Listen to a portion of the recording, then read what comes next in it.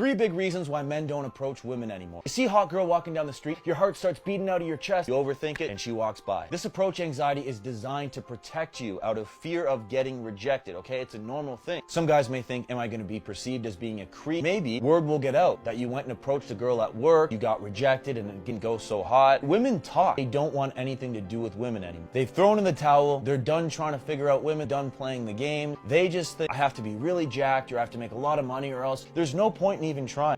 Ladies, the reason that no man is approaching you is because of you, not them. I did the dirty work and asked men why they were afraid to talk to you and got over 5,000 responses, and there was definitely a common theme. Let's read some. I would say fear of rejection and being humiliated in front of everyone. I am not worthy enough to talk to women. I just have nothing to offer them except boring, normal life. Rejection paralyzes me. Current culture feels like I will be perceived as a creep for talking to a girl I don't know. Mostly it's the fear of rejection, like I'm bothering them somehow. Rejection, maybe.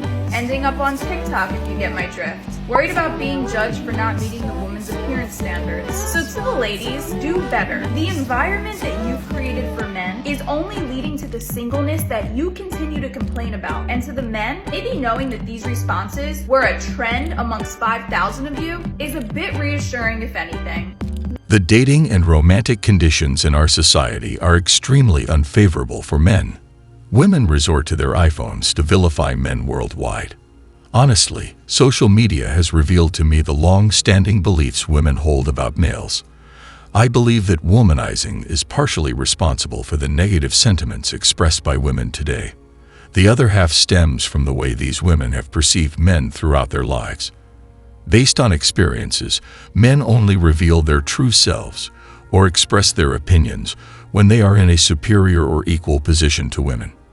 This pattern holds true for my friends and relatives as well. Similarly, I believe that women are subject to the same reasoning. It's important to note that in the past, men held power in society, while women had limited authority mainly related to raising the next generation. However, since then, the West has progressed towards independence and critical thinking, prompting women to evaluate how they are treated by men. Considering the aforementioned context, there are some women who have caught up to or even surpassed men on our current level. The way women treat men, in my opinion, reflects what is happening in today's society. Consider the possibility that as women reach a certain age and gain independence, they start mistreating a specific type of men and stop caring about them.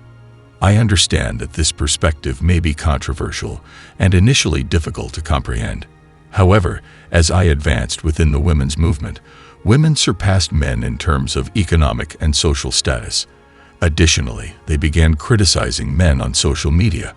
A pattern emerges, suggesting that it may not solely be sexism, but rather what women have always wanted to express and think, but haven't had the opportunity to do so. In my observation, it appears that men care more about women than women care about men in today's society. The social dynamics between genders support this perspective, although the reasoning behind it may be hard to believe. If we consider the majority of individuals who post videos online lamenting the lack of love in their lives, they are mostly men. These men long for the traditional values and longer-lasting marriages of the 1990s when men held a predominant role. It is evident that people's frustration with current relationship dynamics is primarily voiced by men. On the other hand, women who have been influenced by societal indoctrination exhibit different attitudes. They may have experienced unconventional relationships, become single mothers with challenging lives, or faced financial struggles. These women, along with elderly ladies and those seeking men solely for financial security, are the ones who tend to complain about nice guys online. Rarely do I encounter young women in the dating world expressing their desire for a genuine connection with a kind-hearted man or discussing their intentions to settle down. Interestingly, women across different age groups appear to have lost interest in men unless they are desperately seeking them or find themselves in need. It seems that women, not just young ones, have become more self-focused, living primarily for themselves rather than investing in relationships with men. This observation raises questions about the diminishing interest women have in men, except when they are in dire circumstances and require their assistance. I often hear various things when I listen to women nowadays. It seems that when they succeed in life, they are not concerned about the advantages of living with a man or any similar benefits. They prioritize their own self-interest. Even if they have children, they only provide basic care for them. These women also come across as egotistical. They are marching to eliminate their own responsibilities towards their kids. I overhear them openly disrespecting and belittling men. It seems like they want to enjoy their youth and are not ready to settle down. On the other hand, men desire love and a family. They seek the things that women have always wanted from them, making it appear as if women have taken on the roles that men used to have. In my opinion, our roles have essentially changed, and men need to choose their own paths. Guys, it's time to stop expecting women to take care of you and start considering whether it's worth it when all you want from them is their presence to benefit you financially. It's important to understand that divorce is often planned even before the marriage takes place. Prior to the wedding, a woman plans her exit strategy, knowing when to back off. She researches the behavior of other women in the area to her advantage. Does she consider both of you, or is she solely focused on what benefits her? Let's delve a little deeper. Can someone truly care about you if they are already working on their exit strategy before entering into a partnership at your expense? Your response may be different, but if a woman does this, she often gets away with it due to her strength and the way she makes you feel. Let's take a moment to shift your perspective. For those who find themselves unable to leave a woman alone or maintain a long-term relationship, consider this. You may have been the fallback option for spouses and women who simply couldn't find someone better. It's possible that she settled for you because she couldn't secure a high-class man like the one she had casual encounters with on their yachts when she was younger. Perhaps your girlfriend or wife was previously married to a wealthier man or someone who provided more physical pleasure with a well-endowed presence. What makes you believe that, given her prior behavior and occasional flirtations, she actually desired you? The truth is, she is only with you because she hasn't found a better partner. It's possible that you were the only available and naive man willing to commit to her, while she cared primarily about herself from the beginning. She has no qualms about treating you poorly and taking whatever she can from you.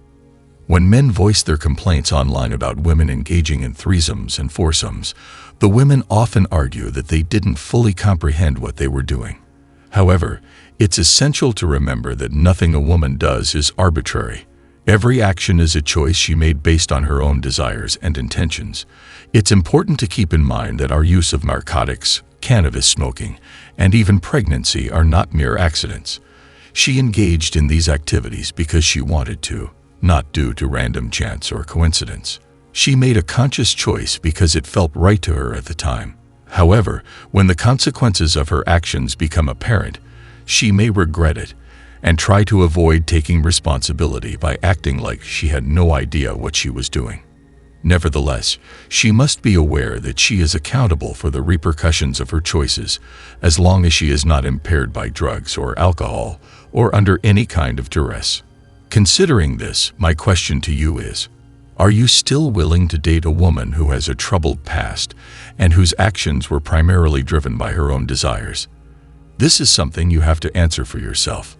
If you ask your wife challenging questions, you will likely realize the accuracy of what I'm saying. Let me provide another example to support my claim. Look at any man who appears content in his marriage and see if his wife genuinely considers his interests. The married men I know purposely stay out late, hanging out with friends or at the bar, to avoid facing the demands and responsibilities of their spouses and children at home. When they eventually return, their wives argue with them. These men endure difficulties at work, facing criticism from their bosses when they make mistakes, only to come home to an environment where they pay for everything but receive treatment worse than what they experienced at work. The women may appear to take care of their husbands, but they lack the courtesy to let them unwind and enjoy a peaceful meal after work. These women simply don't care about their husbands. They don't even bother to conceal it anymore. Men, it's crucial to understand that everything happening to you right now is your own fault if you choose to stay with someone who merely tolerates you and doesn't desire you. You hold the power to make decisions about your own life and well-being.